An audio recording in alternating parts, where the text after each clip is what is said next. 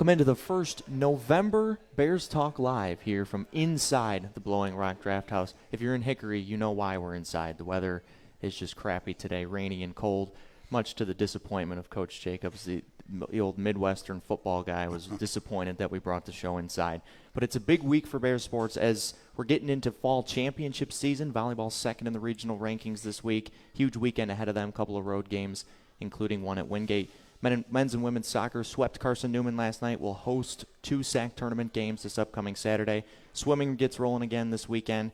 And obviously the big football win against Wingate really has brought the Bears back into the NCAA playoff picture. And they've got another huge game. All the games are huge for this at this point moving forward for them at Barton this weekend. So, Coach, 31-6 over Wingate.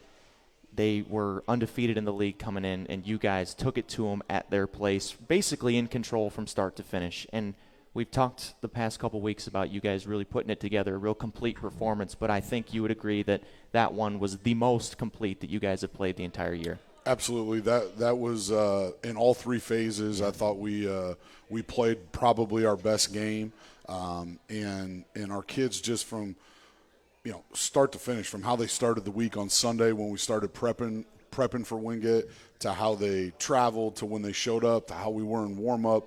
I mean, you could just tell they had it in their eye, and they played well. They played together, and we played consistent and clean, and it gave us a great chance at a victory. You guys really set the tone early, as you have a lot of the season. Took the first drive right down in 5 plays or something like that, 75-yard touchdown. That had to really set the tone for you guys, both offensively and defensively, to really say, hey, we're here and we mean business tonight. Yeah, we've done a great job offensively getting off to quick starts. A credit to our offensive staff and Anthony Soto, our offensive coordinator, and the kids to come in and execute, right? We had talked about keeping our composure and executing all week, and to come out and do it right off jump with the opening kickoff and drive right down the field certainly bolstered our defense, gave them energy, and I thought really propelled us into the rest of the game. Second straight game, the defense has scored a touchdown. You guys are 18-1 since 2010, and the defense scores a touchdown. It's kind of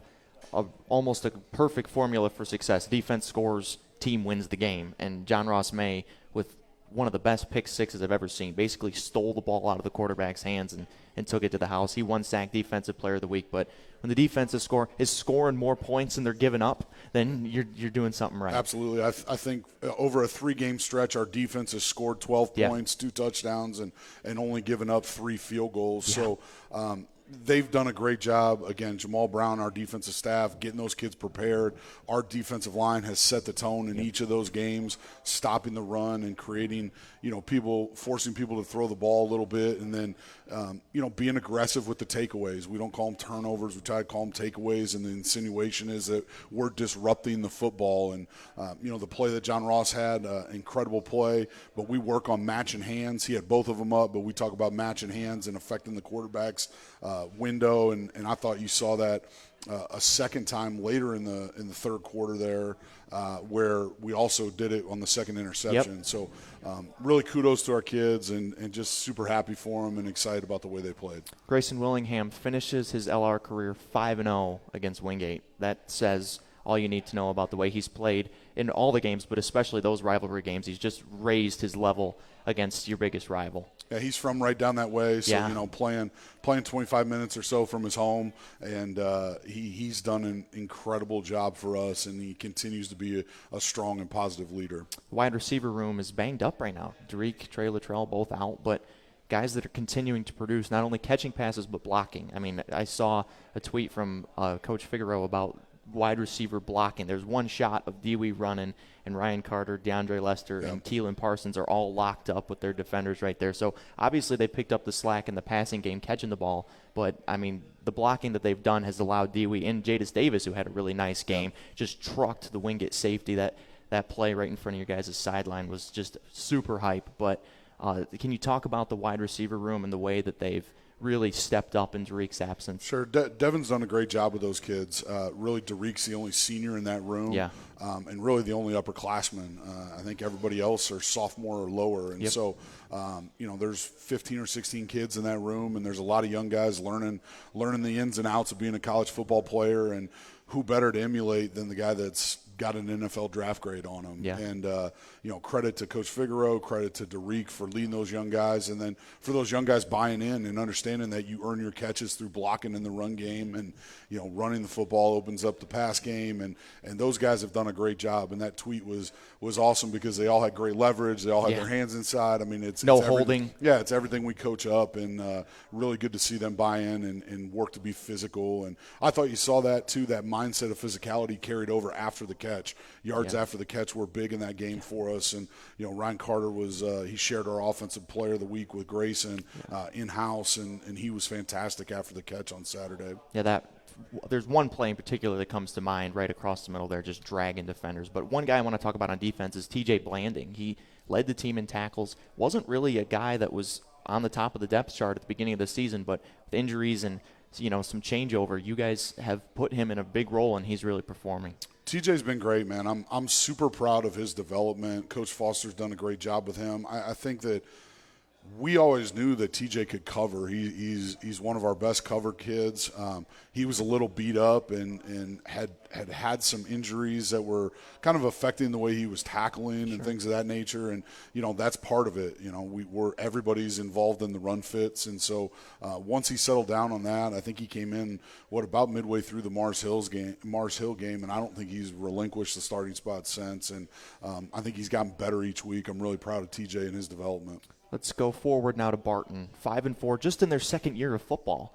But, they are playing well. I mean, obviously, like 80% of their roster are freshmen or below, or redshirt freshmen or freshmen. They've beaten some people in the SAC. They basically played a SAC schedule. Whoever is the odd man out in the SAC this year basically plays Barton. And Barton's coming into the league in football full-time next year. So it's a team that they'll be in the same division as you guys. It's somebody that you're going to have to see every single year moving forward. But they have the second leading rusher in the country in Jordan Terrell. He's a really good back. You guys are a really good run defense. That seems to be where we should start when we're talking about this game coming up this weekend. Yeah, they've done a great job running the football. And, when you run the football, it opens up the pass game. It keeps your defense off the field.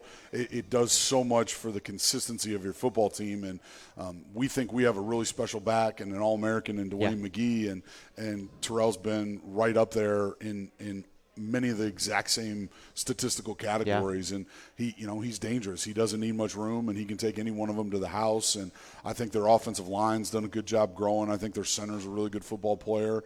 And Chip Hester, their coach, he was in the league for a long time at Catawba. He's no stranger to what it takes to win in the SAC, and he's done a great job getting a young team ready to go. And Barton's made a nice commitment to football, and you're seeing it equate to early wins for them. It's a new stadium. It's a really nice facility there. Looking forward to being there. But they came to Hickory in the spring. That was your first ever home game. It was, yeah. As the head coach of Lenoir-Rhyne. You guys beat them up pretty good that day, 44-13. But they fought early.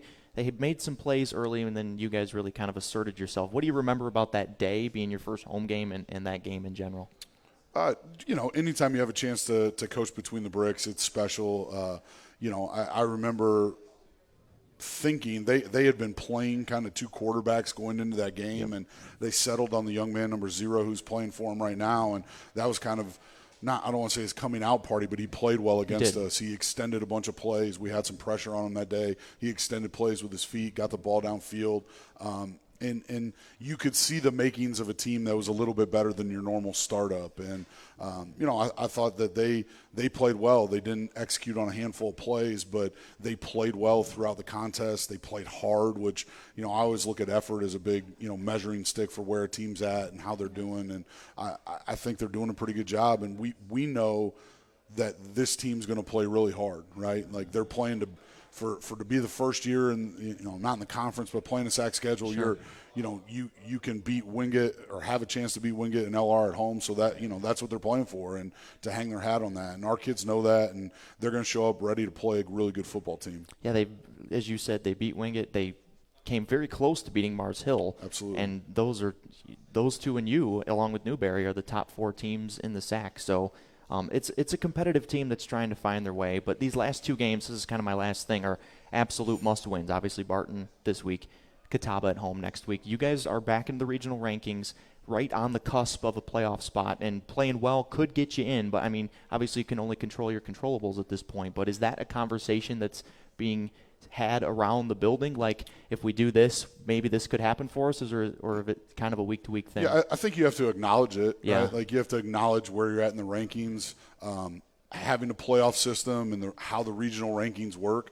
You know, again, we have 86-plus freshmen on our football team, and so these guys haven't been associated with the playoff runs in 18 and 19. Right. They don't quite know how it works. So educating them on the process, maybe why we're ranked where we were. But other than that, we don't talk about it. It's really kind of that 1-0 each day for us, and we have to have great practice habits. Great practice habits create an opportunity to win, and we can't look in front to anything. Like, we have to play good football this weekend at Barton. See if the Bears can do it and win their 5th straight game. I'll be there to call the game on 96.5. I'm looking forward to that. Looking forward to seeing the Bears playing really good football right now. Hope you can either join us in Barton or join us on the radio. So, Coach, good luck. Thanks, Eric. And we'll be right back on Bears Talk Live with Spencer Ashby from Lenoir-Rhyne Swimming. Paramount Kia in Hickory. We want to see you driving a new Kia or, hey, a quality pre-owned Kia. We've got a huge selection of new and pre-owned Kias. You got to get to Paramount Kia in Hickory, Highway 70, ParamountKia.com.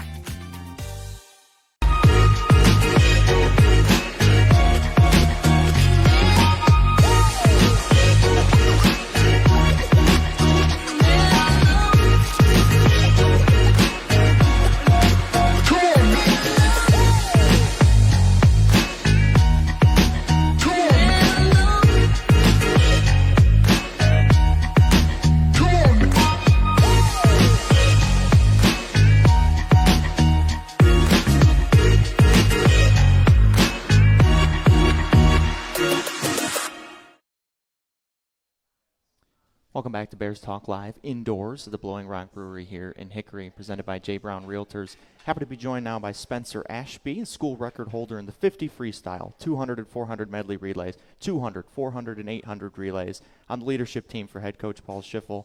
Dean's List, President's List, if there's the embodiment of a student athlete, you're looking at him right here. Spence, thanks so much for your time. Thanks for having me. Super senior year, right? Yes, 5th sir. year. It's been a great career with a lot of accolades. Already graduated undergrad, working on that MBA. Yes, sir. So what brought you back? You could have been done. But obviously everyone got the COVID year back. So why did you take it? Yeah, I mean, there was a couple different factors going into it. Obviously, I had to think about, like, what was the goal going after I graduated? Like, did I just want to start working, or did I want to do a little bit more school?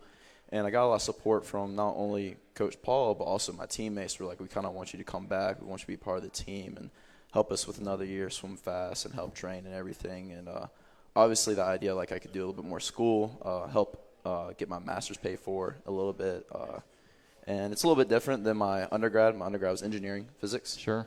So I'm doing business administration. It's a little bit different, but I wanted to take the opportunity. I just want to kind of keep swimming and just go with it, you know. Just keep swimming. Yeah, baby. just keep swimming. You're from upstate South Carolina. So what brought you to LR in the first place back in, 2017 was it? Yeah, fall of 2017 Yeah. was my freshman year. So a couple different things. Obviously, I wanted to go into engineering was my Okay. degree, and LR offered that. So that was a big indicator. And Coach Paul, and if anyone knows Coach Paul, he is the man, and he'll kind of convince you to come here any way he can. So he kind of convinced me that way. And with it only being an hour and a half, I thought that was a great factor in the fact that, like, I wanted my family to come watch me swim.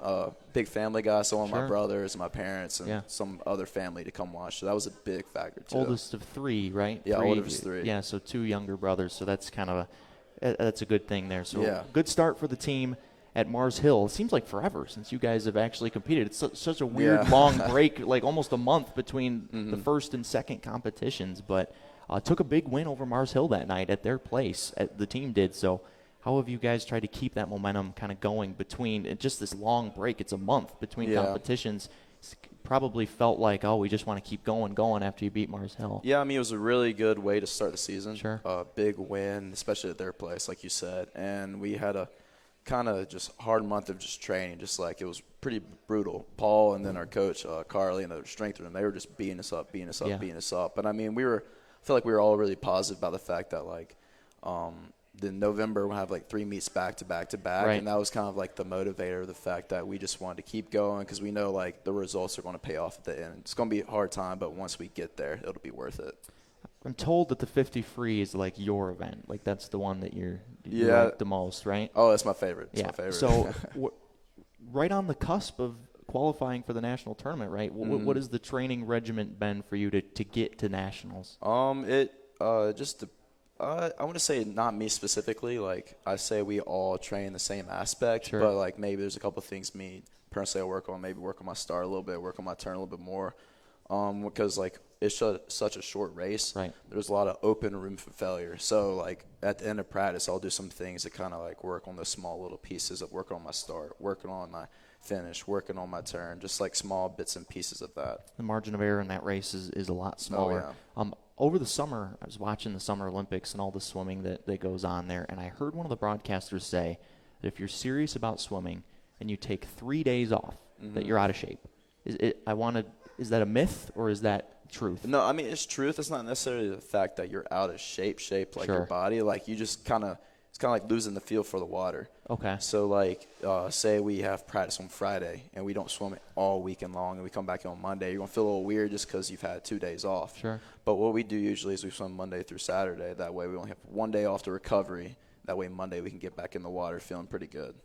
You talked a little bit earlier about the relationships with your teammates, but can you kind of expand on that? I'm sure, you've had a lot of different people come through in your 5 years, but I'm now that you've been here for quite a while, you've had some time to get to know the guys that you're with now. Can you talk about the kind of team camaraderie that you guys have? Yeah, over the years, obviously, like every year it gets better, and better.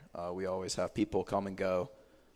Miss some of the guys that have gone, but Sure. I mean, we have incoming guys that are just as good. This year, I mean, the guys are awesome. We all get along really well. I mean, I feel like we're hanging out all the time. I'm living off campus, so I don't see them as much. But when I do, I just feel like we still get along as we would regularly. And I feel like a big part of it is, like, in practice, we're always there, like, pushing each other. Like, we're not just there, like, joking around. We joke around a little bit, but there's times when we're serious. And I feel like that's a big factor in how well we're going to do. Got to have a good balance. Yeah, between for sure. joking and, but For sure. Did you play other sports in high school? No. Swimming was really You just a swimmer. That's Yeah, interesting. just a swimmer. So let's shift back to now. You guys will be competing this weekend, the Guilford Invitational, this upcoming Saturday. So what are the goals for you personally and for the team? For me personally, it's just kind of getting in the water, getting like the small things down. Times don't really matter this weekend because we got some bigger meets coming up where that's going to matter. This weekend for me is just kind of hammering down the big things that are going to matter at the end. And then also just the team being able to support one another, just being able to hit those small things, because that's what we're doing right now is trying to hit the small things that we always mess up on if we do. So we want to go out there. Obviously, we want to beat all these teams. We're about to be 12 teams, some D2, D3 schools going to be there. But I think we have a good chance of placing pretty high with them, so that's another goal too.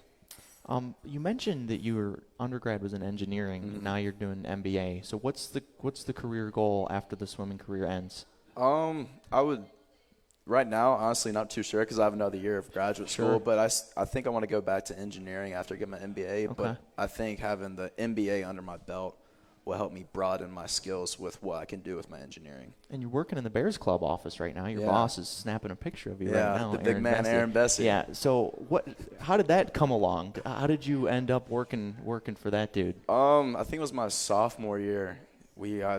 I kind of befriended him a little bit through, I'm sorry to hear that. I know. It's been a blessing and a curse as it is. But we've just been kind of talking, and I was like, I kind of want to work with athletics next year. I'm interested in it, make a little bit of money. He's like, you're going to work for me.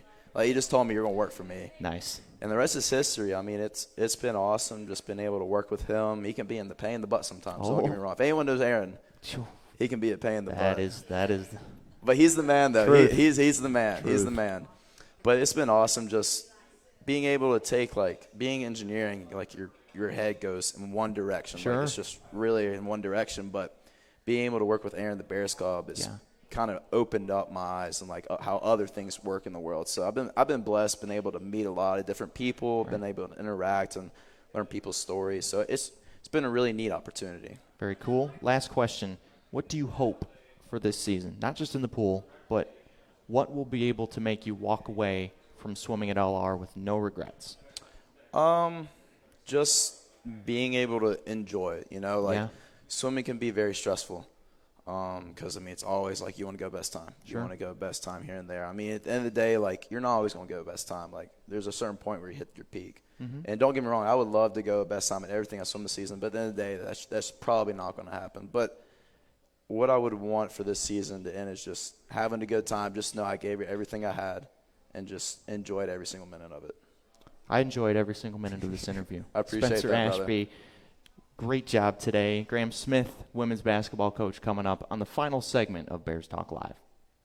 What does unlimited mean to you? At Carolina West Wireless, it means unlimited media, unlimited fun, and unlimited access to our nationwide high-speed network. Sign up today for an unlimited data plan and pay just $35 per month per line for 4 lines. And we'll include hotspot and big-time savings on a new smartphone. Take $350 off the revolutionary new Samsung Galaxy S20 and get more out of your unlimited.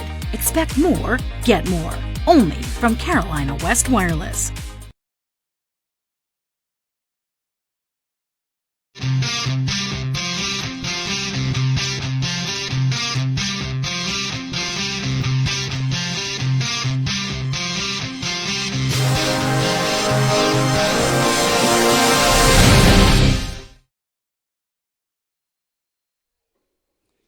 Final segment here on the indoor Bears Talk Live, presented by J. Brown Realtors. Eric Bach, happy to be joined by head women's basketball coach Grahm Smith. All of a sudden, you blink and hoop season is here. September and October, I feel like, just evaporated. But Grahm was named the LR women's basketball coach on April 6, 2020, right at the middle/beginning of the pandemic. Came here from Williams Peace College and Dean before that, where in those 2 jobs, he went 69-9 in conference play combined. So coached in the COVID year. We talked to Coach Sully last week about how the basketball teams were kind of the experimental group on could we play sports in COVID. And you guys, you stopped, you start. It's got to feel good just to be normal and into your first real regular season with a regular schedule as the women's basketball coach at LR. Yeah, definitely. Last year was a challenge, just kind of with the unknowns and not really knowing what the next day would look like, let alone the next week. But this year has been great so far. Obviously, to have just the assurance that we're going to be practicing each and every day with minimal to any interruptions, and to be on the court with preseason, get a full preseason in, and begin practice. It's been great, and we're looking forward to continue to move forward. Roster has been turned over some. So what is the identity that you hope LR women's basketball takes on this year and moving forward? Yeah, we've got a great group of young ladies on the team right now. They're extremely excited about kind of getting the season kicked off to begin here in about a week. And so far they've been working extremely hard. Everyone's bought in. Preseason was extremely successful from a conditioning standpoint in the weight room, and just kind of beginning to put in some of our offensive sets and whatnot. We've been in practice for about 3 weeks now, and so far so good. Once again, they're bought in. They're fighting hard. They're ready to hit the court and actually go against someone else. Sure. So they're excited about that. And we have our first scrimmage here in about a couple of days, about 4 or 5 days. So they're looking forward to that. But we're going to be fast. We're going to be dynamic, a little bit more athletic, play more up and down type of game. And so we're excited about that for sure. Who are some of the returners that you've really leaned on for both leadership on and off the court moving into this season?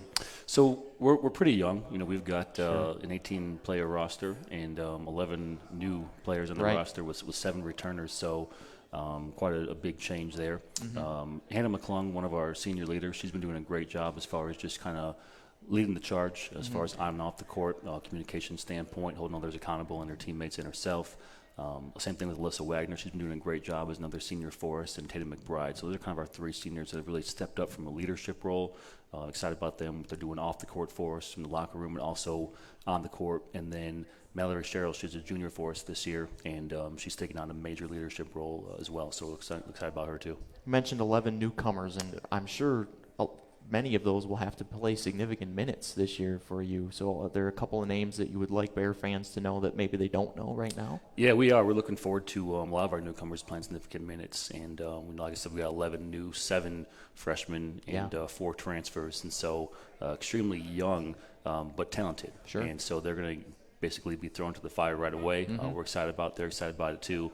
As far as our transfers, we got Brandy Hudson, who's a junior college transfer from Kankakee Community College out of Illinois. Looking forward to her to provide us some depth and kind of a strong start in the paint for us down low at the forward spot. We've got Megan Lansadell from Western Kentucky as well, Division I transfer. Provides us some more length on the perimeter, offensively and defensively. And then even our freshmen, we've got a great freshman class. I'm looking forward to having them step up and contribute right away. Let's talk about the renovations that are going on in Schufer Gymnasium. New floor this year, new bleachers, new video board coming before next year. But you came here at the right time when they just started refacing the gym that you're going to be coaching in. Yeah, when I got here last year, I was excited about the facility in general. Sure. It was bigger than anything I ever coached in before. Right. So for me, that was a huge step up. But the renovations are amazing. It looks great. I think more importantly, it feels great. Our players are really enjoying just the feel of the floor, the bounce in it. Yeah. Their bodies are responding extremely well, so they're not as sore and not as many aches and bumps and bruises, obviously. Coach Sully said last week that his back's less sore after practice than it ever has before. So you're confirming what he said. But you guys hit the ground running next weekend, hosting the SAC Peach Belt crossover. USC Aiken on Saturday, Lander on Sunday. So the first 2 games of the season are back-to-back. So what are some things that, regardless of the result, that you look for in a first game from a team? Yeah, for us, we want to be able to go out there and execute. We've been working for the last 2 months basically on us and focusing on what we can do and we can control from an effort standpoint, an attitude standpoint, and then obviously offensive and defensive execution. And so we want to worry about what we're doing. Obviously, we're going to have a scout prepared for both USC, Aiken, and also Lander. 2 very great opponents, 2 very difficult opponents. It's going to be tough. I like that we're playing at home, and we're excited to hit the ground running, but definitely going to be a challenge. 2 very well-coached teams, very disciplined and very talented. And the Saturday game is the same day as a home football game, so hopefully some fans come on over. But you guys also have a couple of D1 exhibition games on the schedule at Radford, at UNC Greensboro. So for you, what is the benefit of going and traveling and playing these games at these D1 schools? Yeah, just to give our ladies a great experience. Obviously, a good chance to compete against the higher level, kind of see where we stand up against them, and just also for the competition standpoint to prepare us for our conference schedule. We get those 2 games basically right after our first conference game, so we'll get a chance to start off well with 2 non-conference games, play one game at home, and then hit the road for 2 tough exhibitions to kind of prepare us for the rest of the season in the conference. So tonight is late night at the Shoe. Your first one as the head coach. How exciting is that going to be tonight to kick off the season? Yeah, very excited, obviously, just to be in the gym with fans in the gym, to see what it looks like. We're excited about that, just kind of get the energy and the excitement flowing, and hopefully that kind of continues moving forward into the season with home games. The theme is early 2000s. What is the outfit looking like tonight? Yeah, that's still a work in progress. Okay, yeah, mine probably too. Going to have to make a quick run of the story a little bit here, but we'll see what happens. Tonight is late night at the Shoe. The man is Grahm Smith. The team is LR Women's Basketball. Kicking off the season next Saturday at home in the SAC Peach Belt crossover with games against USC Aiken and Lander. Coach, thanks so much for your time. We'll see you tonight, and good luck. Sounds good. Appreciate it. Bears Talk Live returns next Thursday. Weather dependent. We might be outside. We might be right back here. Hopefully you're with us either way. We'll talk to you next week.